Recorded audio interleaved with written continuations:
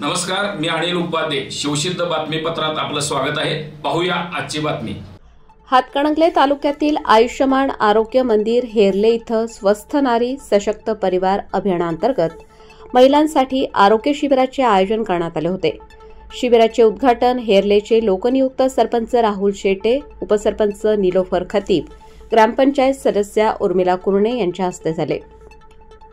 याप्रसंगी वैद्यकीय अधिकारी डॉक्टर धनंजय महाडिक, आरोग्य सहाय्यक प्रशांत घोलपे, श्रेणिक कोथले, आरोग्य सहायिका सलोनी कदम, मंजुला वसावे, आरोग्य सेवक रोहित पाटील, गणेश पाटील, विजय गोल्हार, समुदाय आरोग्य अधिकारी, आशा स्वयंसेविका, अंगणवाडी सेविका व ग्रामपंचायतीचा संपूर्ण स्टाफ उपस्थित होता.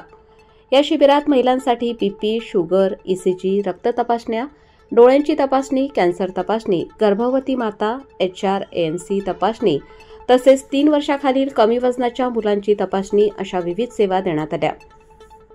गावातील 500च्या वर महिलांनी या शिबिराचा उत्स्फूर्त प्रतिसाद देत आरोग्य सेवांचा लाभ घेतला.